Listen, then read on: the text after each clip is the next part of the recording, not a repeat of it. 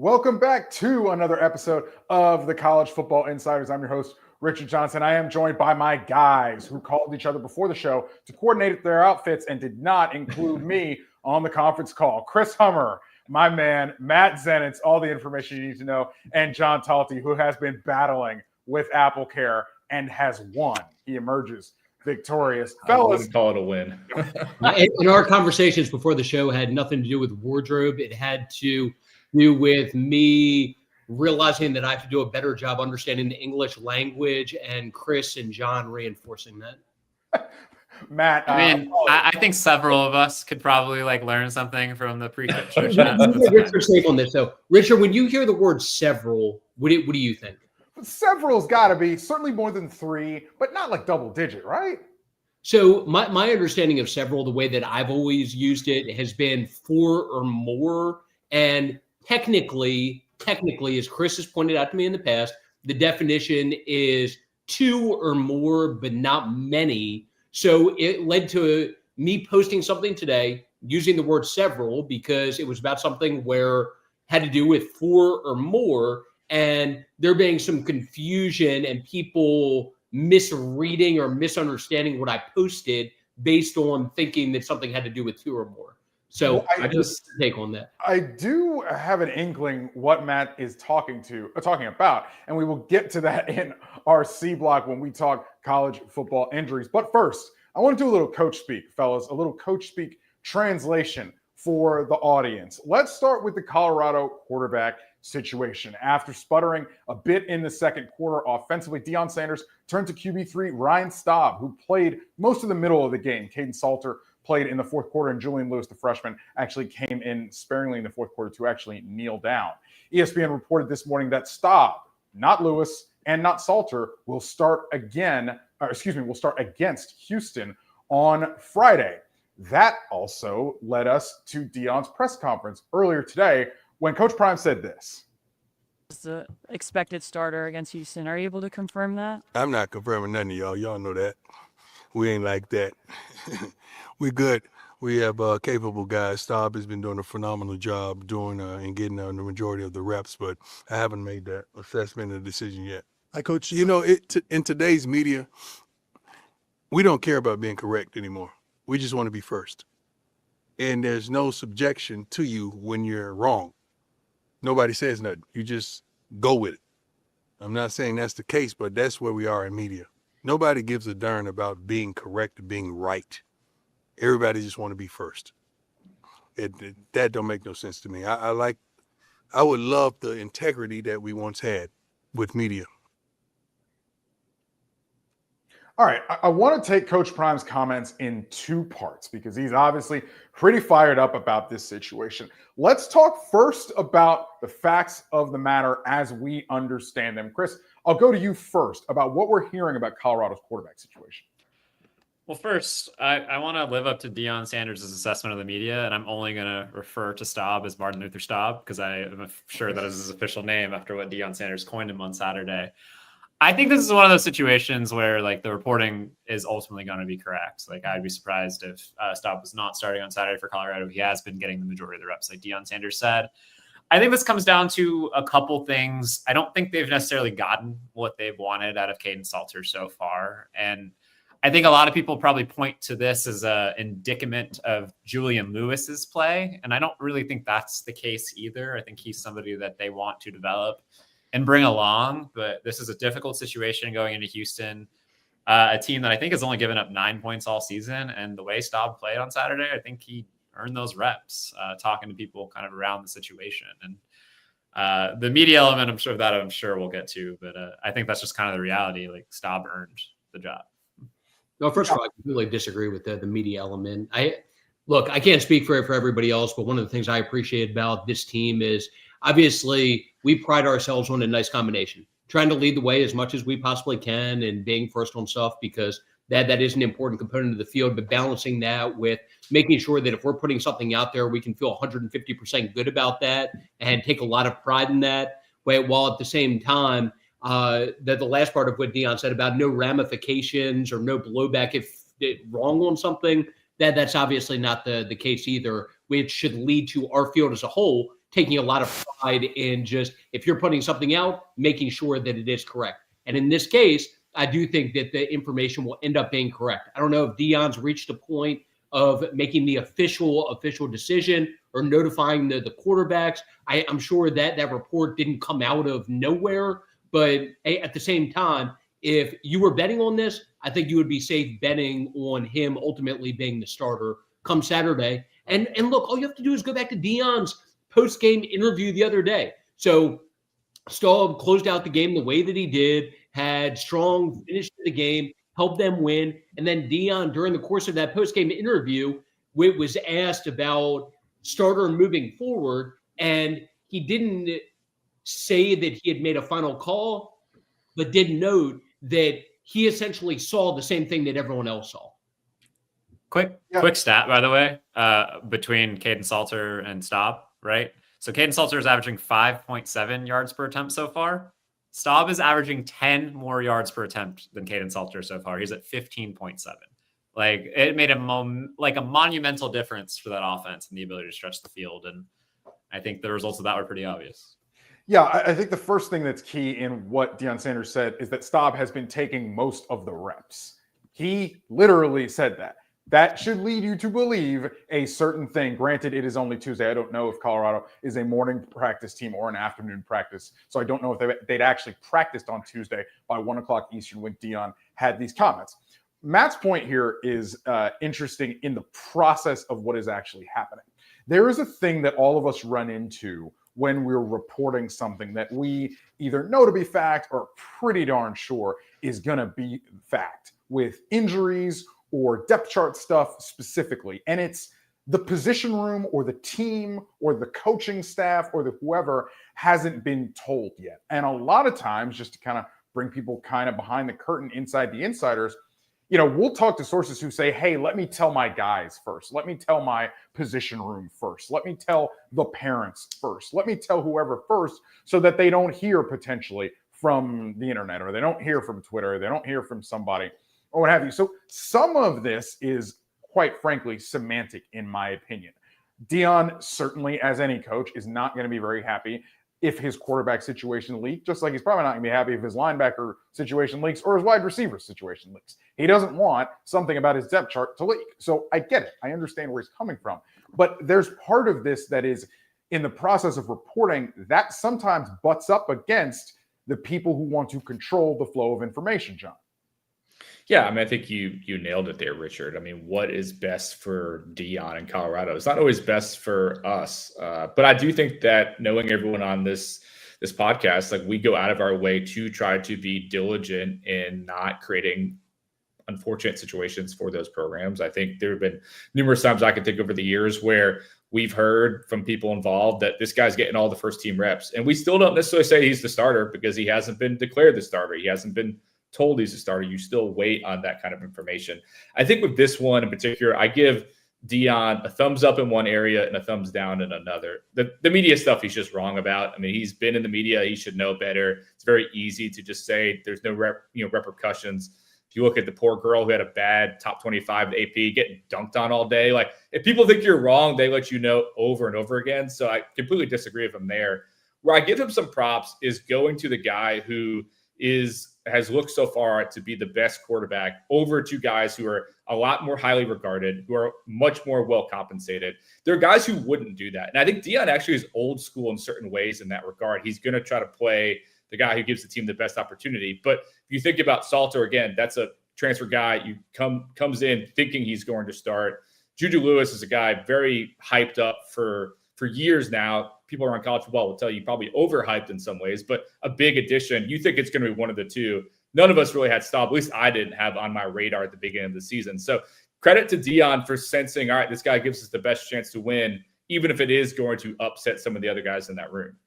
One of the things also with this, and again, not to go too inside baseball, but there's a competitive disadvantage component of this that we work through. So when it comes to injury reporting, player availability, quarterback decisions, quarterback changes, there's a reason that a lot of this stuff doesn't get out until later in the week, whether it's Thursday, Friday, Saturday morning of the game. And so, some of it's a combination where in certain cases, those decisions aren't made legitimately until that point. Other times, it's part of finding that balance where, like in this case with Colorado, they play Houston on Friday. It's going to be a competitive game. Houston's looked solid through the first couple of weeks of the year. Regardless of what Deion's doing, I'm sure he doesn't want Houston knowing that information at this early point of the week and wants to keep that under wraps as long as possible. So it goes along with just, again, finding that balance of trying to lead the way on stuff and balancing that with just working with some of the relationships that we have. And sometimes it leads to all of us missing on stories at different points, but it's part of that difficult balance that we have to find, even if we know in certain cases that something is 100% happening. One thing that we'll move to, oh, sorry about that, Matt. One thing we'll move to after Colorado is Texas. We know one thing is for certain, according to Steve Sarkisian, it's that Sark doesn't want to see any of us in the bathroom. I don't want to see any of you in the bathroom either, in all fairness. Like, we share that. Throwing pains by the According to fourth who? quarter. Arch said that to you? No, Oh, according to who? it just looked like he was. He doesn't have any. Is there an explanation to why he was? It looked like that. I don't know. I've never filmed any of you guys when you're using the bathroom, so I don't know what faces you make when you're doing that. Why is Sark talking about us in the bathroom? Well, it's because Arch Manning was caught on video during the San Jose State game grimacing as he was throwing the ball. Obviously, Arch's debut against Ohio State did not go terribly swimmingly, but there was some video going out on social media of Arch throwing some passes against San Jose State, in which he played pretty well after a slow start and grimacing. So there have been rumors going on in the kind of nebulous Twitter rumor sphere that that Arch is battling an injury or that he's in some way hampered. I think some of that is due to last year Texas's mishandling, however you want to call it, about Quinn Ewers dealing with an injury he sustained in the Michigan game that held him out for a couple games, and then how much that injury lingered through the course of the season. My techspert, Chris Hummer, what do you read into Steve Sarkisian and his handling of the Arch, maybe injury, probably not injury? Well, I think it's two things. One, as Matt touched on earlier, head coaches don't like to give information about things like injuries because it's an advantage, whether the injury exists or it doesn't. Right? Like, it's not something they're eager to talk about. It's just like coaches aren't eager to share their depth charts, for example. I think to the second element of that, it's just kind of a frustration for those around the program that this is just part of Arch Manning's existence, right? But like every little thing with Arch Manning is a story, including one camera angle from one throw he made in one game in the non-conference portion of the schedule against San Jose State. And I texted somebody very close to Arch Manning earlier today that basically, they called this dumb, first of all, the whole conversation around this. And I guess we're adding to that. But they also said, like, would you be smiling ear to ear if you were about to throw a pass and could maybe get blown up by a linebacker? Like, that's not often a face people make. And I mean, I think it's just a tiresome storyline for those around Texas. And nobody likes answering questions about rumors and innuendo that just pop up in the internet sphere. And I think there's a frustration with that. And Texas also dealt with that last year with Quinn, even though that was a legitimate injury. So that's just what Texas is dealing with right now. Chris took the words out of my mouth on the second part. I think that, first of all, Arch is as hyped of a college football player as we've had in recent memory. And I think it's reached a point, just if you watch Sark there, I think it's reached a point that you can tell that he's tired of every single thing with Arch being overanalyzed and overblown. I mean, that's the beauty and demise of being a guy of that caliber, right? And being that famous, having the Manning last name. I think he kind of knew that. It's like, again, let's go back to the great story that Chris wrote about Arch earlier this year. Like, there was an idea where he was going to go to UVA and be probably anonymous and be left alone. And obviously at Texas, that didn't happen. I just think the one thing I'll add, and you guys have already hit on most of the main points, I think it's part of it. I do think is that Arch maybe has not looked the way people thought he was going to look. So they're almost looking for reasons that he is not as good as they thought he was going to be. So then you find a video, you find a photo, you're like, oh, maybe this is why he isn't the guy who I thought was going to be a generational talent. Like, he looks a little bad. Maybe he has a shoulder problem. Like, you can see how it can kind of start getting off the rails pretty fast. And understandably why it'd be frustrating if you're Arch or if you're Sark or anyone else with the program having to deal with this over and over again. Fandom is crazy. Like, it's part of the reason, like, everybody in college football has an existence, right? Anybody who works around or in this space has an existence because of great fans and fans who care a lot. But like, it's like any other industry. I mean, like, Taylor Swift fans spend hours and hours and hours dissecting like any little Easter egg she decides to drop about her next album. And like, Texas fans are going to dissect every little camera angle of Arch Manning. It's just the reality of the situation when you have somebody with that kind of name recognition. The bathroom comment was funny, though. Wait, was that saying that like Arch had to go to the bathroom? Is that why he was making the face? I don't know. Could be There's that. some mystery of it now. But Stark is right. I mean, don't put a camera on me when I'm in the bathroom. It's a fair point. Yeah. We're going to take a quick break. When we come back on the College Football Insiders, we're going to hit some more injuries of note in college football and talk about the big one at Rocky Top, Georgia and Tennessee. You can always count on Sundays with the NFL on CBS and Paramount Plus. So even if you can't count on accurate expiration dates, that is a rookie mistake, or people appreciating your fashion sense, Jim, the crowd is not on board here. you can always count on Sundays with the NFL on CBS, streaming on Paramount Plus. Glad we wear our good jerseys. Yeah.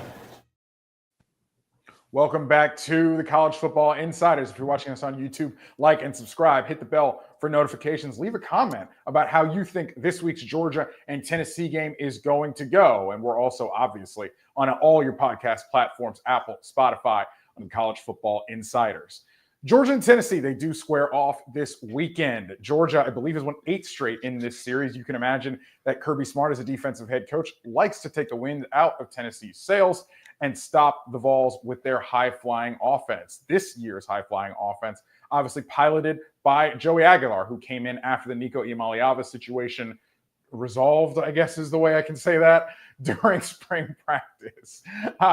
Chris has something coming on Tennessee and Nico. Chris and John, I should say, have something coming on Chris and Nico and the fallout and kind of how everybody's decided to move forward in that situation, especially from the Tennessee side. But John, I'll kind of take it to you first. As you guys have sort of done your early reporting on this situation and put some feelers out, what's the vibe? And obviously, I don't want you guys to give quotes or ruin the story, but what's the vibe on Tennessee's vibe, I should say, in the post-Nico era with Joey Aguilar at the controls? The vibe is good. I mean, now listen, like, they're winning, right? So if we do a vibe check 8 weeks from now and they've lost multiple games, the people we're talking to might be saying things differently. But right now, they really like the kid. I think he, from the moment he got there, did a really good job, I think, of working himself into that team. I mean, it's a challenging situation, not only to come into a team late, but also, again, we've all made a big deal of what was essentially a quarterback trade, and that can hurt the ego. But he came in and has done all the right things. He's a kind of a low-key, humble kid. Not to say that Nico was a huge ego guy, but just some of the issues that we all have talked about and written about that I think cropped up with Nico have just not played out with Joey. And then you look on the actual on the field, and they're doing some things that they weren't able to do a year ago with Nico. They're being more explosive. I think there are times where, Nico felt almost like a game manager, that Nick Saban type, where it's like, just don't mess things up and we'll be okay. I think Joey opens up some more things there. So, I think Chris and I will have a lot more later this week, but, I think that's kind of the early vibe. Chris has probably heard some similar things as well.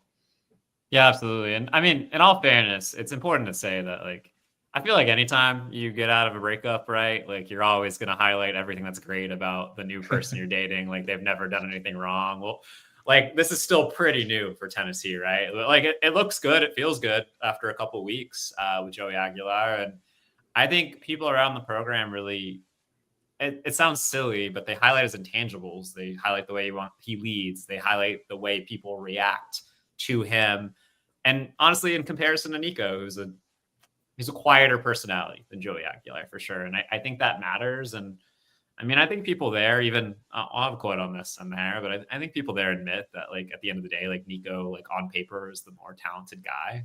Like, I think people around that program are still willing to admit that, but they feel like they're getting more out of Joey and he's reaching like if you're talking about like this in gas tank form, right? Like, and his max is like a full gallon. Like he's getting as close to that gallon as possible. Or like Nico's like stuck at half full half the time. So that wasn't the best analogy, but y'all can work with it. But yeah, like I think people around Tennessee are very happy.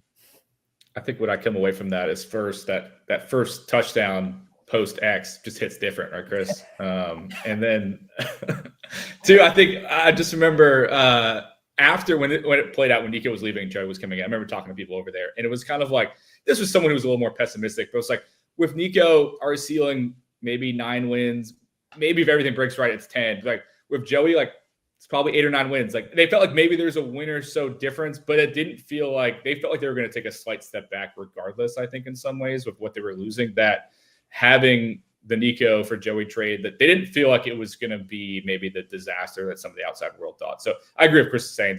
I think there are some things that Nico does that maybe Joey can't, but I think they even felt internally that it might not be quite the blow that it was made out to be.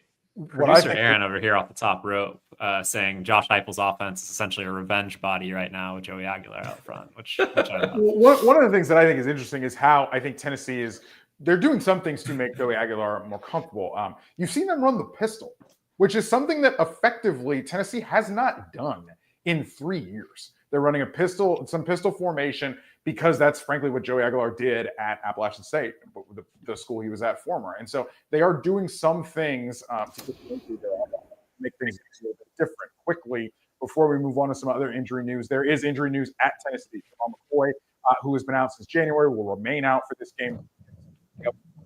He has, per ESPN, will not play in this game either against Georgia this weekend.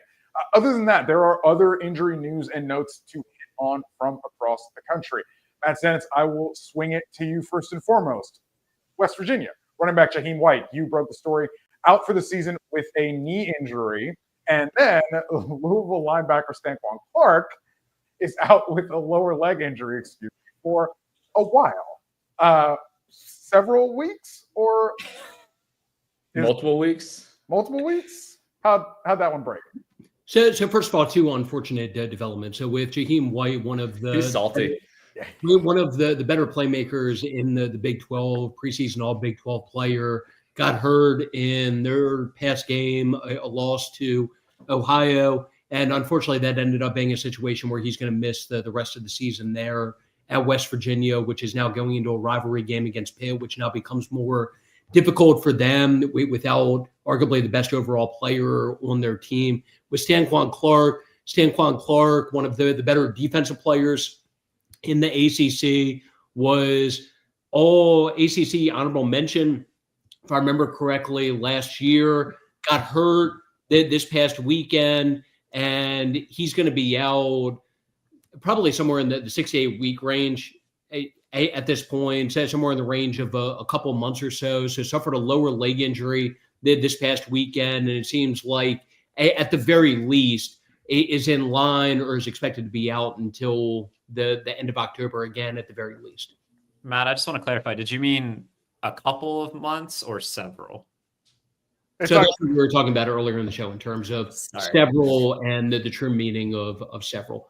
I love that Matt is not only a preeminent college football reporter and great at it, but I also feel like you got like a Sesame Street type of lesson today where you like learned the definition of several. I can just see you like talking to Elmo, teaching the kids what the difference between several, few, and multiple is. I didn't know that I learned something today. It's great. I did too. Other college football injury news and notes to hit. Running back Cam Porter out for the season with a lower body injury. Northwestern announced that. Also, UNLV announces that Alex Orji is out for the season with a hamstring injury. He'd been the backup quarterback, but he had played, the backup to Anthony Colandrea, but he had played, come in package sets as well for UNLV, so they will not have him for sort of a 2-quarterback system this season for UNLV. Matt, to LSU, Braylon Moore, the transfer center in from Virginia Tech. He was hurt in the game last week against Louisiana Tech.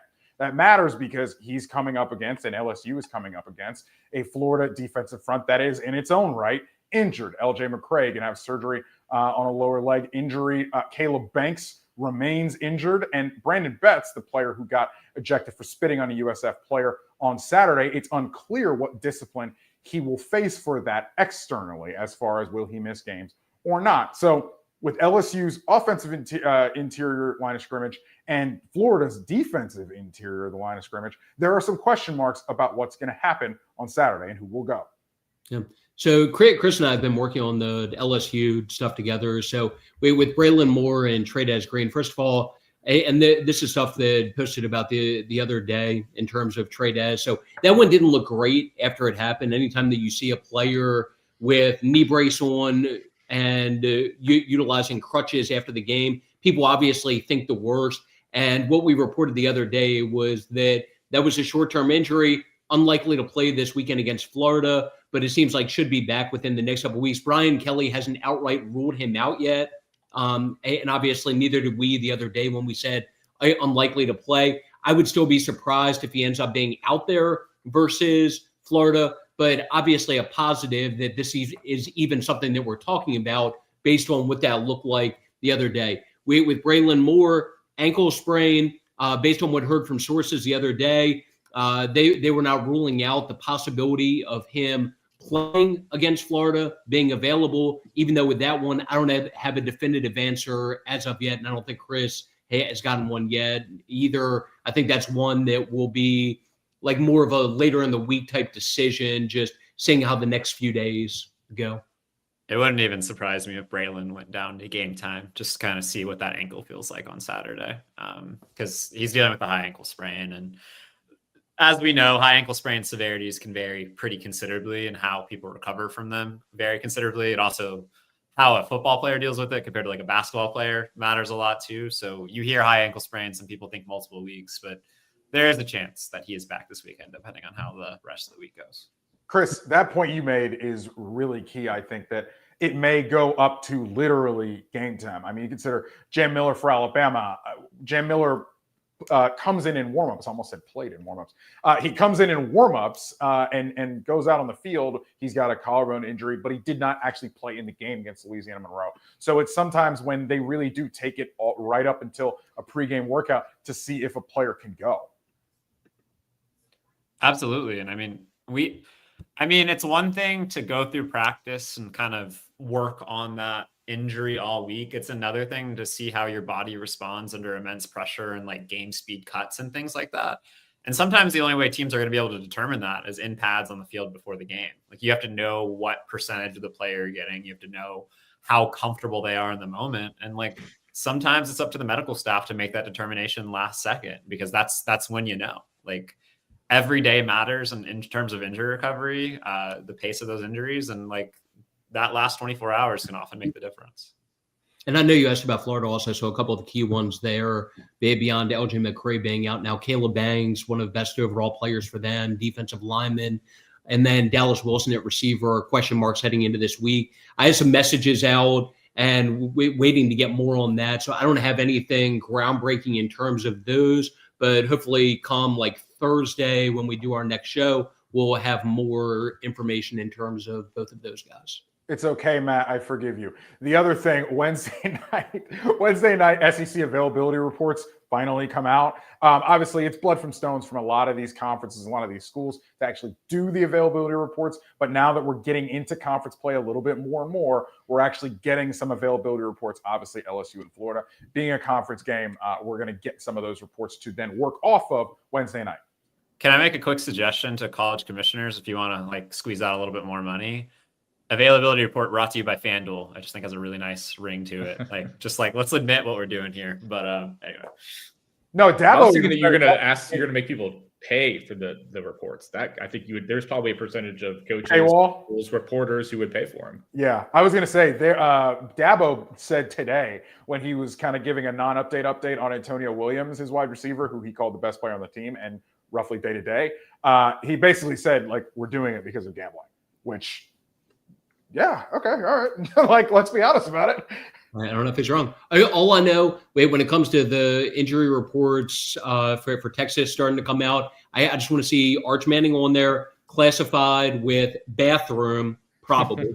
I'll be disappointed if Sark doesn't do that. We are probable to come back on the College Football Insiders after this quick break. And I won't look back. I won't give up.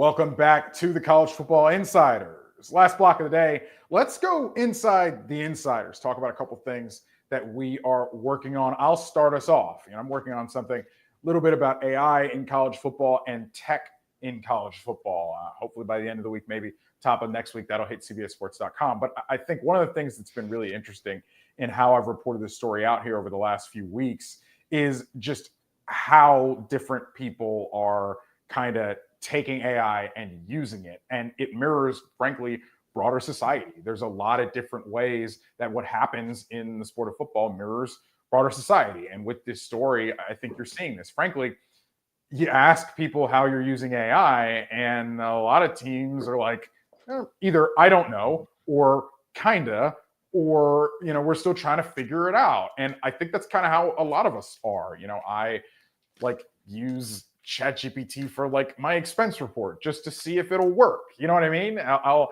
use it for little things here and there just to kind of test it. And what's interesting is I think that especially personnel departments in college football, they're doing that too a little bit, and trying to find ways to use technology to get an advantage. At the end of the day, that is quite literally what all of these different team personnel people are trying to do, Chris. Yeah, absolutely. I mean, especially at some of these smaller schools, obviously technology costs money, but if you can help lessen your job, lessen the job is the right way. If you can take some of the basic tasks off your plate that can be done by AI in some of these situations, it could really help some of these teams with less resources to compete from an evaluation and scouting perspective. But I think it's just a matter of schools feeling comfortable with where AI is at. Some companies are presenting products that claim to do a lot of that for them. I think the kind of determination of that is still out there in terms of if it's going to work or not, but it's a really interesting space. Well, Chris, I think that's a really key point you kind of make there, because when I kind of play around with some of the AI tools, in my personal life or in our work life, I try to kind of feel out what is it that this thing is doing that I can't then do to myself, right? Because I brought up the explanation of expense reports, for instance. If I plug my receipts into an expense report and the AI gets it wrong, and I have to then go back check and then redo the work, did I actually get more efficient? Or did I just use that product that's been marketed to me? And frankly, football programs are dealing with this too. What is it that this AI tool can do that we can't do ourselves? But I do think as bigger and smaller schools look at how to use this technology, I think there is a little bit of a difference, right? If we take personnel and we take recruiting, big schools are trying to narrow the pool as best as possible. They're trying to get 14,000 players into 4 players for one position group, for instance, that they can credibly go after. Whereas small schools, we got to get everybody we can to try to rope somebody in, John. So it's just interesting as you get to different levels of the scale in FBS, for instance, how schools are using technology differs. Yeah, I think you nailed it. I think one of the great ways is being able to synthesize a lot of information and kind of narrow the pool, like you said, for recruiting. I think there's a lot of value in that. I will say, this is kind of just a complaint, but I feel like I've seen a lot of schools use it in their kind of recruiting marketing with the graphics and the game posters, and they've gotten worse.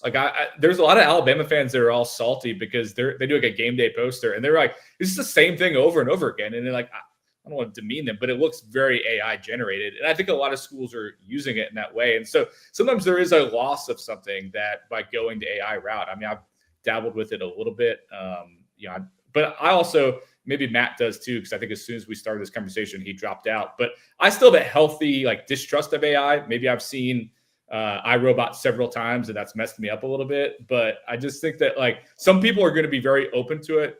In my head, that I think more younger people might be. It's hard for me to imagine Kirby Smart using ChatGPT. Maybe he does. I don't know. But I think it'll be interesting to see which schools feel like there's a real advantage to it, and which are I'll let someone else figure it out before we dabble in that world. I'm just really trying to imagine Kirby Smart being make me a pregame speech for Tennessee, please. But people are, that's actually such a great example, Chris. People are using it for pregame speeches. I have no doubt, maybe it's only at the high school level, but that is such a great way to do it. Pull up a motivational speech. We're playing a team that we're 20-point favorites over. what should I work in there? I don't know. Maybe Kalen DeBoer needs a little help there too. Yeah, who is the most likely college football head coach to use ChatGPT to make a pregame speech? Oh wow! Go ahead. I have an idea, but you go ahead. Look, Eli Drinkwitz says he's a nerd. That was my answer. That was what I was going to say. Eli Drinkwitz quite literally copped to being a nerd earlier this week. So yeah, maybe biggest dork in the game. That's immediately where my head went, was that Drink is definitely using ChatGPT in some way. That's so funny. I also think there are little kind of edgewise ways that people are using this technology that you may not realize. Like, there are recruiting staffers that are using it to proofread graphics and texts. Right. There are little ways that people are using technology to do that. I don't think Kirby Smart is using AI as a best friend. I don't think either of us are doing that either. I got enough friends. I don't need to talk to an AI. Wow, humble brag over here. Way to brag, man. Well, all I got to do is call up Matt Zenitz and I'm on the phone for 25 minutes. So I got enough friends. Wow, that's a light phone call there. Yeah. I think that means that if people still use MySpace, that I'll be in Richard's top 8. So absolutely, you look at my call logs. Matt Zenitz is my top 4 right here. We're with Aaron. I want to make sure producer Aaron is also included in that. We're inside the insiders now. Chris, what are you working on? Yeah, I got a couple things. On Thursday, if anybody is an A&M fan in this chat and doesn't hate me because of where I went to school, I encourage you to go read my story on Marcel Reed. I spent some time with him this offseason, have spoken to a lot of people around him, and some really, really lofty aspirations he has this season. He's been compared by a couple people to me to Jaden Daniels, both in terms of frame and kind of skill set. And one of his goals is something Jaden accomplished a couple of years ago with LSU. And he talks about that and how he wants people to stop viewing him as a runner, which is something that I think came up in the LSU game last year when he ran for 3 touchdowns and completed 2 passes that night when he broke out. And I think he thinks that's stuck with him. So this whole offseason has been about making people see him as a passer. And I think he's a really interesting person to know about and to learn a little bit more about ahead of a really big game with Notre Dame this weekend. Yeah, the A&M quarterback room and the quarterback situation, I think, is fascinating because it's not just obviously Marcel Reed, it's who Marcel Reed is throwing to. We've talked about this on the insiders. It's the A&M wide receiver room is one of the most intriguing position groups in the SEC because what they can do potentially for Marcel Reed as he tries to develop as a passer. No question. And Colin Klein spoke to that when I spoke to him for this story. Marcel Reed has spoken to that. People around Marcel Reed have spoken to that. There's a pretty significant difference with Casey Concepcion and Mario Craver on the outside for them. I think they're very bullish on those two and what they bring to the offense. A&M, I think, finished 90th last year in explosive plays, 20-plus yards passes. This year, I think they're in the top 10 through 2 games. So you're seeing a significant defense and what that speed brings to that offense. And that's a really Notre Dame has one of the best secondaries in the country, and that'll be a really fun matchup on Saturday night. John, what are you working on? Big matchup this week, Tulane and Duke. Some familiarity going on there. It's the return of Darian Mensah. It's I think one of the biggest moves over the offseason is Darian going from Tulane to Duke. I think, part of that was just the compensation, which, Chris and I wrote about at the time, reported, 2-year, around $8 million deal, which I think shocked people for 2 reasons. Matt Zenitz money. Yeah, that's several million there. And I think where I think that it moved the needle for people was, one, Darian Mensah was a very good player, but I think people were like, wait, this guy? And then it was also, wait, Duke is doing it? It's just such a fascinating story. And so spent some time at Duke, talked to a lot of people around Darian, including Darian. And, I think one of the things that I think is maybe not talked about enough, and I'm guilty of it myself, was just, I think, the human element of a deal like that. I mean, it literally has changed his life. He told me about when they found out the final numbers, he started crying that, his mom's been a single mom his whole life. And this literally changed her life. It changed his life. And, from talking to his agent, he said, basically, if he never plays it down in the NFL, he should still be set for life based off the money that we got on this deal, which I think is just an incredible thing from just a human element. When you look at the actual on the field stuff, this is a really important game for Tulane. I think when you see what South Florida is doing and the way that they've won, and our fellow insider Brandon Marcel had a great story on that. South Florida already has 2 wins over top 25 teams. We'll see what they shake out to be at the end. But Tulane is the team that I picked as the G6 team to make the playoff. a game like Duke, a Power 5 opponent, it just feels like you're probably going to have to win games like that to start stacking a resume to be able to compete with South Florida if they keep doing what we think they are capable of. So it's a kind of a sneaky important game for a lot of ways beyond just the Mensah factor. But of course, Darian, coming back to Tulane, a lot of emotions on both sides. I'm just super fascinated about how it all plays out. And I think Darian's a really good player. I'll say something to go along with that. So when we talk about hot names to keep an eye on going into the coaching cycle, I feel like everyone naturally talks about the head coaches. So one of the coordinators that is very much a hot up-and-coming name going into this coming coaching cycle is Tulane's defensive coordinator, Greg Gasparotto. And first of all, I would expect Tulane to be aggressive with Darian Mensah going into this game. But this is also a showcase opportunity for a Greg Gasparotto to show what he can do and continue to build on some of the buzz that's there. So there are several, and yes, I emphasize that on purpose, there are several coaches on that Tulane staff beyond just John Sumrall that are very much on the radar for some higher level places around the country and establishing good reputations. But Greg Gasparotto, definitely one of them. And like I said, this is a big showcase opportunity for him going into that game. Yeah. Their offensive coordinator, Joe Craddock, too, is going to come up for a lot of jobs, has continued to come up for a lot of jobs going back to last cycle in terms of P4 offensive coordinator jobs, too. So, I mean, you put that on the list. That's a really good staff. And look, when it comes to being a head coach, obviously it's important to do a great job building from a talent standpoint in terms of your players and personnel, but it's equally important, or almost as important, however you want to word it, to build talent from a coaching and staff standpoint. And that's something that John Sumrall has done a hell of a job with, going back to Troy, now at Tulane, and has contributed to some of the success that they've had.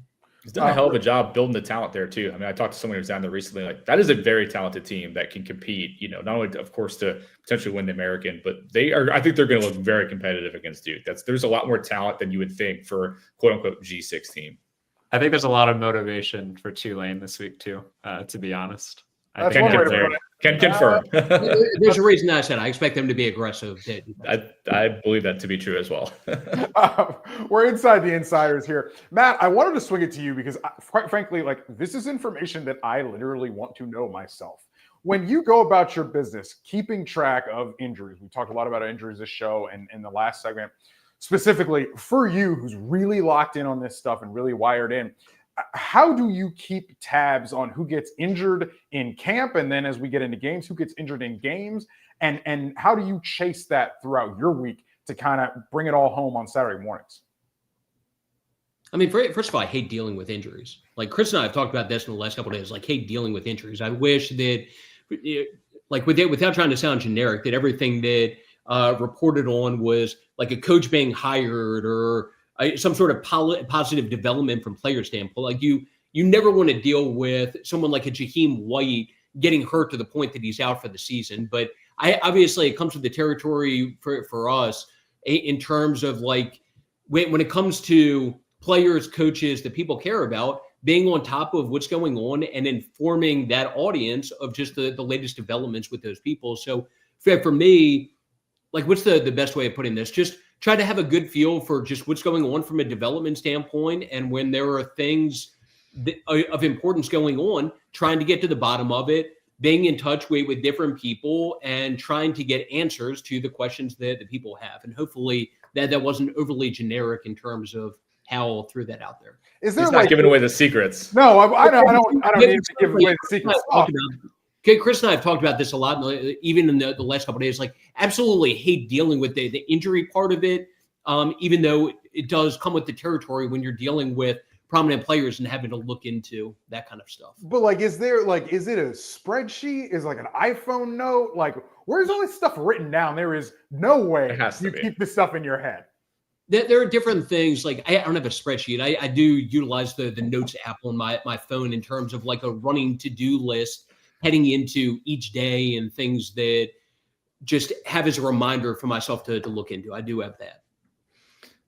this just propped up an idea for me. As we get closer to like coaching search season, things like that, it might be a fun idea on Inside the Insiders of how many phone calls did Matt make today. And we can just, you don't have to show what's on the log, but just the total number. I think people would love to know the total number of certain days. Go and watch. So I had to do something with Ross Martin this morning. So this will be what? Oh, Ross is the best. The second straight Tuesday that we've talked about Ross. I did something with Ross this morning, which first of all, it was supposed to be at like 9:15, ended up getting pushed back to 9:45 because I could not get off of the phone. And it was a combination of college stuff, NFL stuff, and then literally the 10 or 15 minutes or whatever it was that I was on there. And you guys can go in, whenever Ross posts this, watch for yourself. But I was on the phone like the entire time. And look, the two things that put out while on there, like not necessarily groundbreaking development. So it was Deuce Vaughn, former Kansas State running back, former Cowboys running back, getting picked up by the Broncos as a practice squad signing. And then Isaiah Foskey, a former second-round pick, getting picked up by the Bengals. So those were two things that the broker put out while on with Ross. But like, all of that was going on to go along with missing 3 phone calls and having other texts that were coming in during that 10 to 15-minute period where Ross probably wanted to kill me. But that's something that I think you guys would find amusing. If This is noteworthy for me because I went on Ross' podcast at 10:15 this morning when I was supposed to go on that podcast at 10 o'clock. And it was pushed back, I then learned, when I got on with Ross because Matt couldn't get off the damn phone. And so, yes. Then it's just big dogged you. So all I learned from that is Matt actually might have more friends than Richard. That is true. Ooh. That is several more, you would say. Several more. Several more. I don't know about that. I'm just glad that you guys put up with me. That's all I know.